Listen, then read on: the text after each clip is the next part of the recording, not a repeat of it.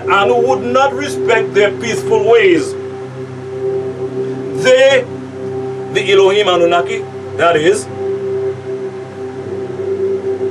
had spent years setting up magnetic energy and grids around the earth,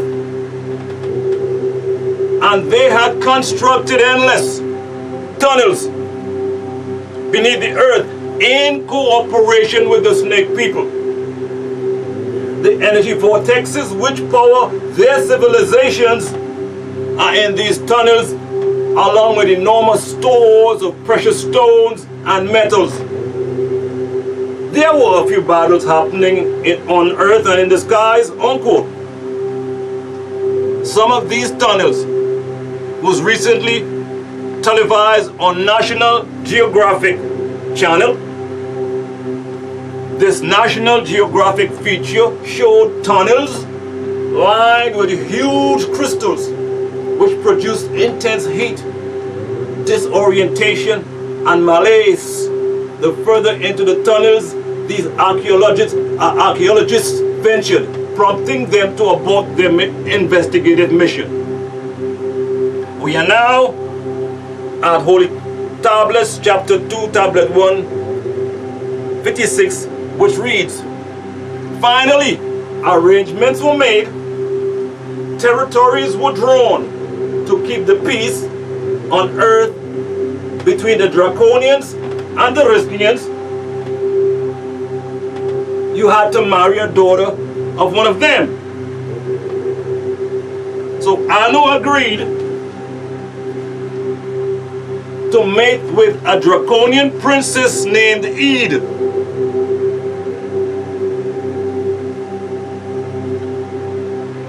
The daughter of C.D. Hiss, the president of the Draconians, to seal the alliance. And he gave Ed to his wife / sister Antum to be her highest servant. They gave birth to Nudimmud, Ea, and he was the ruler of earth. Unquote. Are you listening, King Kong?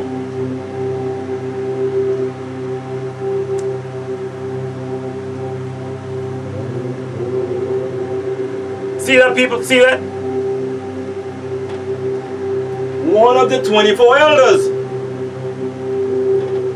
They left us Nubians, their children, with everything we would ever wish for, in need of nothing, as rulers and caretakers of the planet Earth. Now, how would you feel if you left your children in a veritable plush mansion? Listen up now. In need of nothing. And on returning home after a long, hard journey, your mansion was breached, desecrated, pillaged, and portioned off by barbaric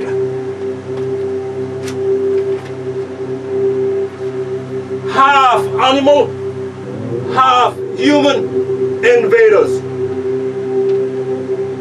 Your children were taken hostage, drugged, inebriated, downtrodden, enslaved, traumatized, terrorized, groveling their captors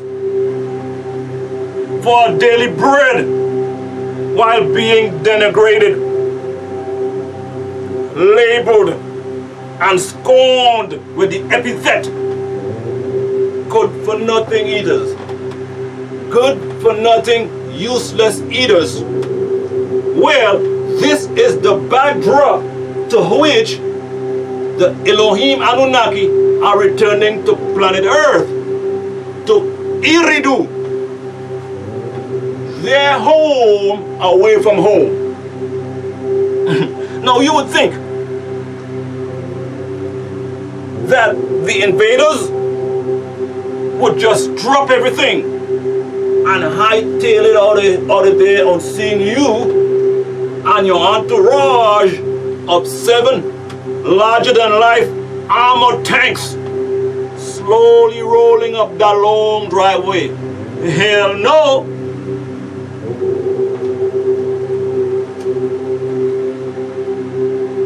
These jokers are just standing there, brandishing their master blaster water guns, defiantly declaring, "This is my house. I will make this house great again." And with arrogant threatenings, wars, rumors of wars amongst themselves for possession of your natural resources and for dominance of your home.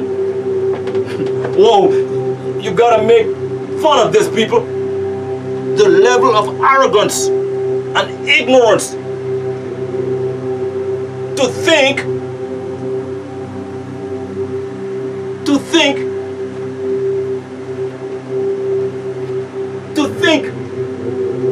they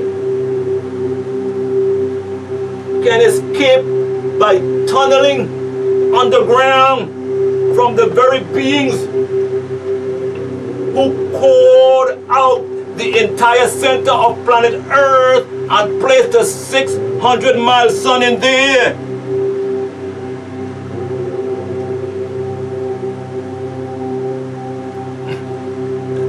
This is no longer funny, people. This is sad. You couldn't make this stuff up. Now, we are at Holy Tablets, chapter 2, tablet 1, verse 58. Nadimud was educated on Nibiru. He became a master scientist and builder. Anu then sent a group of Anunnaki to start mining for gold on Tiamat.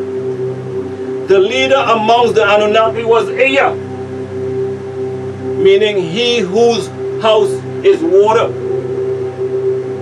son of Anu, and the draconian Ed.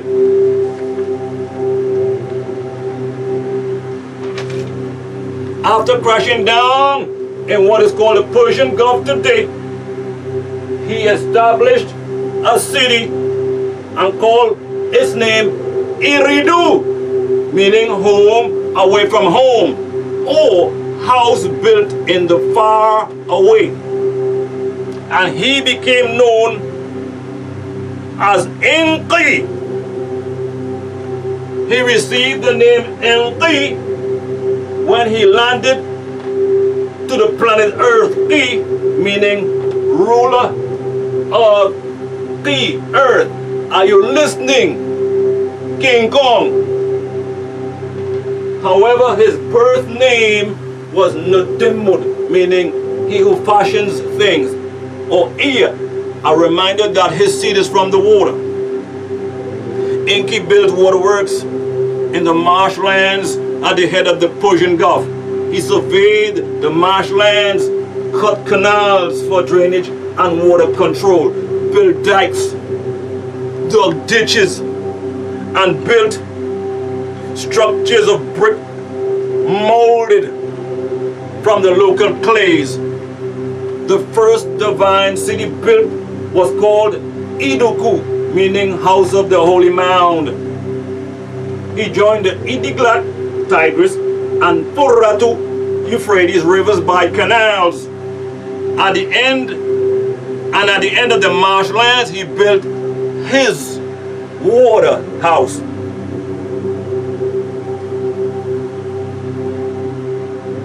He built a cube-shaped temple called the Ubaid Temple, or the Ubaid Shrine, and there the secrets were stored. Enki was assigned to Earth, and he accepted the assignment. He was chosen for this job because he was a brilliant scientist and engineer. Inky built for himself a beautiful kingdom in the sea called Abazu. The structures of the Abazu were built of silver and lapis lazuli, part high in a mountain and part submerged underwater. When Inky wasn't working in the Abazu, he built dams, rerouted waters. Inky loved water and frequently paddled around the marshes all by himself, studying the fish, insects, and grasses along the riverbanks. Unquote. Now to our main topic, video number 7, Cain and Abel. Holy Tablets, chapter 9, tablet 7:1. It states, Lo, Cadmon stayed by the body of Abel in great grief, in which that is the custom of visiting the dead. And he would bring a rock with him each visit to slowly but surely block the cave, to eventually block and seal the entrance to the cave. This was the first sepulchre and the reason for bringing stones in the graveyard. When Cadmon came and saw the newborn child, good looks,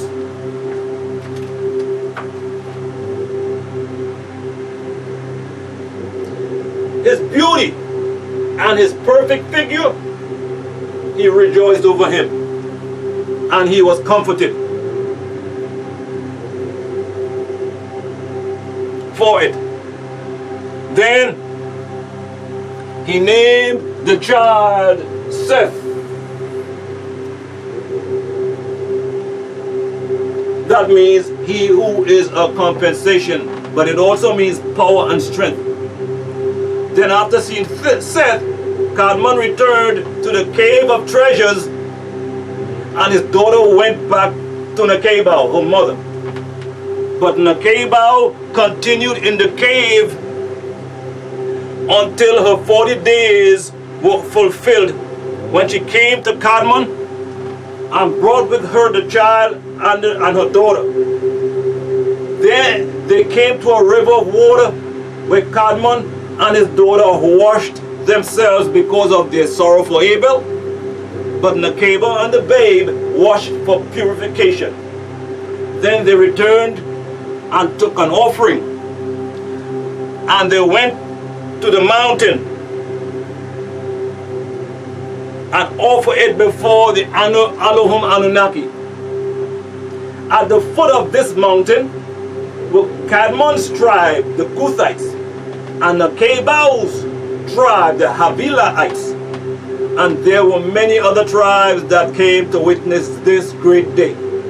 Caravans came from all around for this great event at the mountain, the offering of Seth, who was a compensation for his brother Abel. And the mountain was covered with smoke.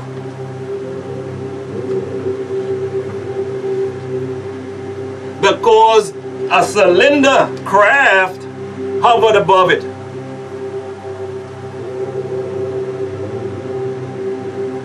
And the smoke ascended as the smoke of a furnace. Because of this great cylinder craft, the mountain shook greatly. The Yahuwah of the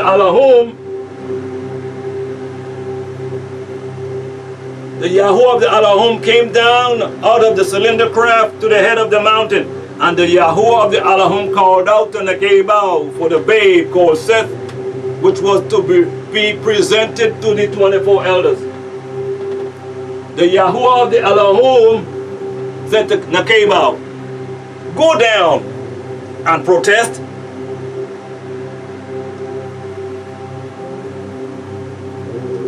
The tribes of people, lest they break through to the Elohim to take a look at the baby. fell down and prostrated himself to the ground, and they would not look. And the cable said, Anu listens to those who praise him. So the congregation answered, our sustainer. To him is due the gratitude in respect. Nakabal said to the Alahum, this nation of people cannot come to this mountain, for you are going to break forth upon us, on us, and set boundaries all around the mountain and make it Gadush, holy. Gabriel Zodoka accepted this offering and sent his blessing upon them and upon their son Seth, and she returned to the cave of treasures. As for Kedmon, he didn't go into his wife, have sexual intercourse again, until the time came for the migration to Raphali. Seth vouched on the part of Kedmon, who had lost the respect of the Anunnaki, and out of mercy they were forgiven. And only if Kedmon and Nakabal would have 10 children for each of the original 4 given as an offering to the Anunnaki. And they, Kedmon and Nakabal, conceived 20 sons and 20 daughters. 4, they did offer them to the Anunnaki. They took them to Raphali to work the mines, the gold mines, all the days of their lives. After this, Kedmon didn't have sexual intercourse with his wife for all the rest of the days of his life. But Seth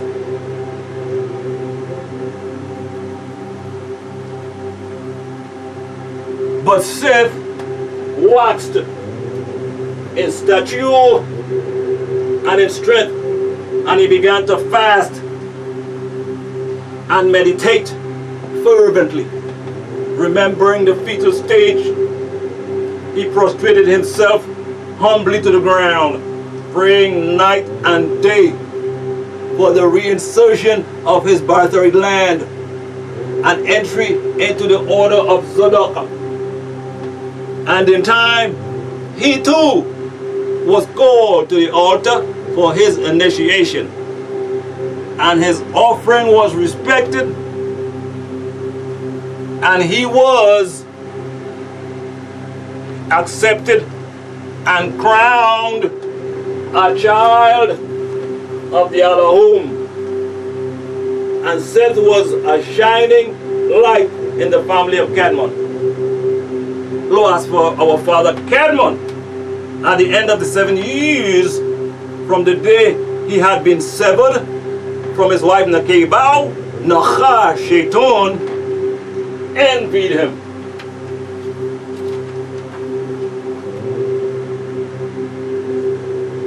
And when he saw him separated from her, he strove to make him live with her again.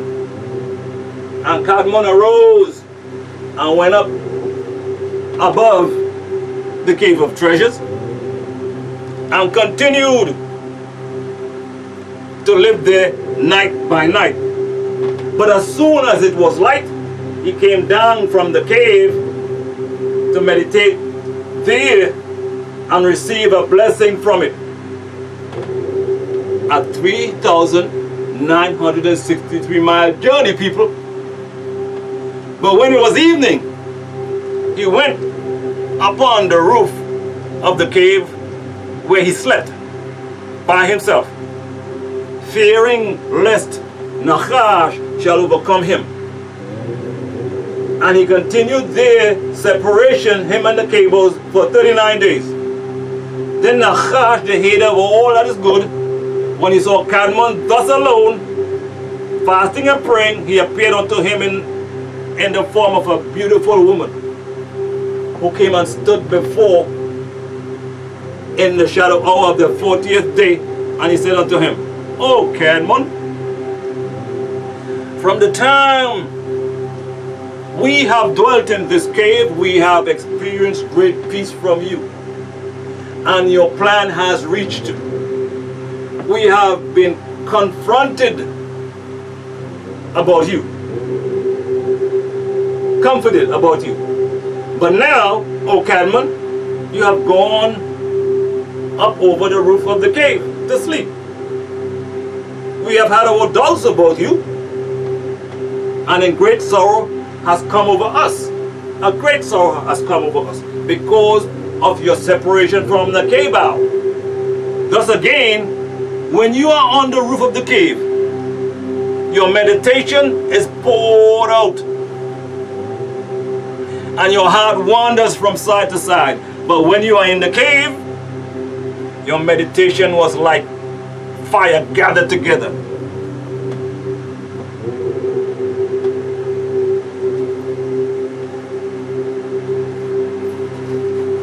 He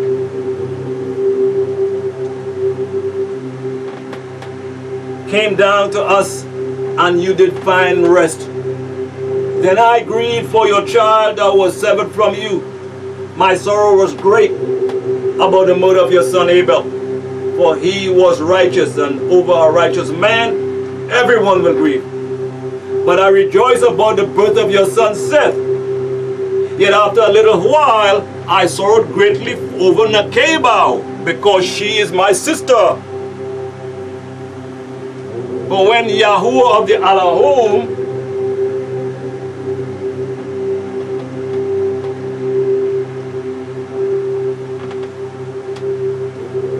sent a deep sleep over you, Cadman, and drew her out of you, your side, he brought me out also with her.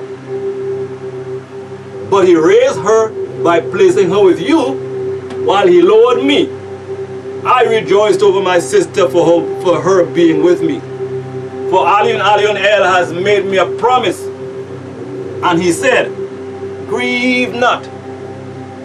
When Cadman has gone up on the roof of the cave of treasures, and is separated from Nakeba, his wife, I will send you to him. You will join thyself in marriage, and bear him 5 children, as Nakeba did bear him 5. Now, lo, the promise to me is fulfilled, for it is he who has sent me to you for the wedding. Because if you would wed me, I shall bear you finer and better children than those of Nakebau. Then again, you are yet but a youth. Add not your youth in the world of sorrow, but spend the days of your youth in pleasure. For your days are few and your trial is great. Be strong until the last days in this world in rejoicing. I shall take pleasure in you, and you shall rejoice in yourself in this way, and without fear until then.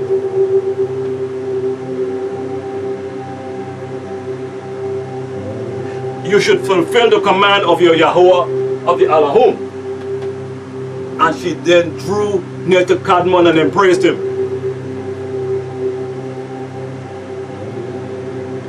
But when Cadman saw that he should be overcome by her, he prayed to Yahuwah of the Alahum with a fervent heart to deliver him from her.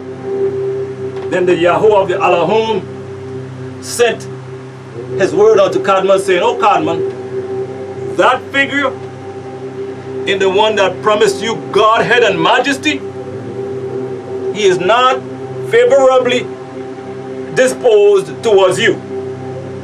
For he shows himself to you at one time in the form of a woman, in another in the likeness of an Anunnaki Elohim, in another occasion in the form of a serpent, and at another time the semblance of a deity. But he does all that to only destroy your soul. Now therefore, O Cadman, overstand. In my heart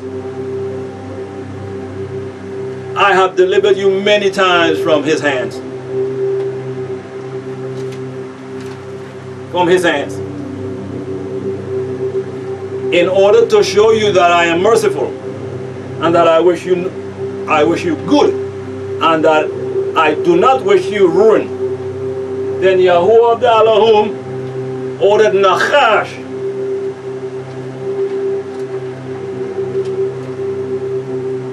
to show himself to Kadmon.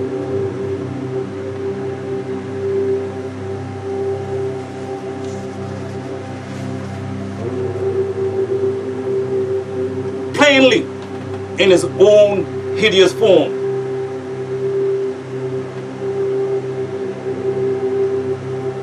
This Nachash means whisperer of the flugel rods.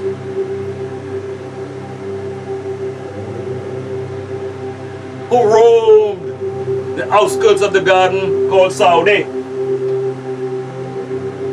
Who was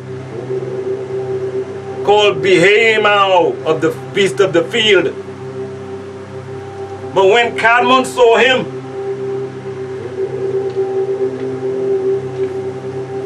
he feared and trembled at the sight of him. And Yahuwah of the Elohim said unto Kadmon, look at this hulub, a devil by nature. Look at his hideous, pale skin, blue-eyed, yellow-haired, and red lips. Look, you know, this is he who made you fall from knowing to unknowing, from peace and rest to toil and misery. Look, O Kadmon, at him, who said of himself that he is the Most High. Can Yahuwah of the Elohim be pale and without color? Can he be leprous and diseased, covered with pus and scabs and scales? Can his breathing be hindered by nasal blockage? Can he be on a rhythm other than that of the universe? Can he be with so little melanin? Is there anything stronger than the Most High? Can he be overpowered? See then, O Kadmon, and behold him bound in your presence, in the ear, unable to fly away. Therefore, I say unto you, be not afraid of him. Unquote. Now, you have to wonder, people, why are the churches shunning this Old Testament? Let us do a quick surf into what they are trying to conceal. In El's Holy Torah, the Old Testament, with Hebraic inserts to show the skeptics out there that this is coming from the original Aramaic Hebrew. We begin with the curse in Genesis 9:25. This curse, this leprosy, is the actual curse that Noah put on Ham.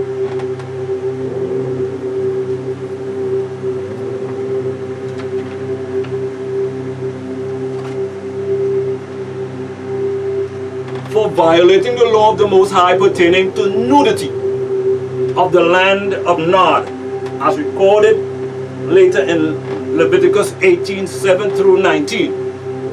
Canaan was already albino vitiligo, but now he was to receive the curse of Tesaura, of leproma, leprosy, because Ham looked at his father's nakedness, and also received the curse of servitude to the rest of his brethren for attempting to involve them in his scheme. As slave, he was to be to Shem and Japheth, father of Java, the Edonians, first tribe of Edomites, was to mix in. Thus Canaan was plagued with leprosy and albinoism as recorded in Leviticus chapters 13 and 14. So Genesis 9:25 reads, and Noah, son of Lamech, said to Ham, the Aurar, the curse, will be upon your son Canaan, the albino. He will become a leper. A Abed, a slave, Abd of slaves he will be to his brothers, the Shemites and the Japhethites, the non-albinos. And Noah said, blessed is he, a Yahweh of the Elohim Anunnaki of Shem. And Canaan, the leper, will be his Abed, slave. The lepers were to become the slaves of the Shemites. Now, let us go to Leviticus 14:34 to establish that there is an actual law on the curse of leprosy. Who actually was cursed and by whom? Leviticus 14:32 through 34 states, this is the Torah, law of him in whom is the plague of Tesaurahath, leprosy, who is not able to get that which pertains to his cleansing. He cannot heal himself. Do you follow? And Yahuwah Daubar spoke to Moses and Aaron, saying, when you have come into the part of the planet earth of Canaan, lowlander, meaning lowlander, which I am giving you as a possession, and I put the Negah, plague of Tesaurahath, leprosy, in a house of the part of the planet earth of your Achuzau possession. Now Genesis 17:8 and Leviticus 25:38 and the book of Deuteronomy 7:1 through 7 will show us that the land of Canaan belonged to Moses and Aaron.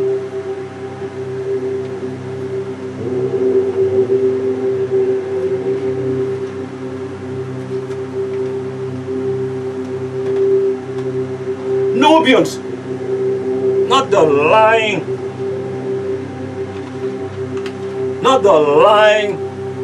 pale Jew. So the book of Deuteronomy 7:1 through 7 reads, when a Yahuwah Elohim will bring you into that part of the planet earth you are entering to Yahurash possess, and you will cast out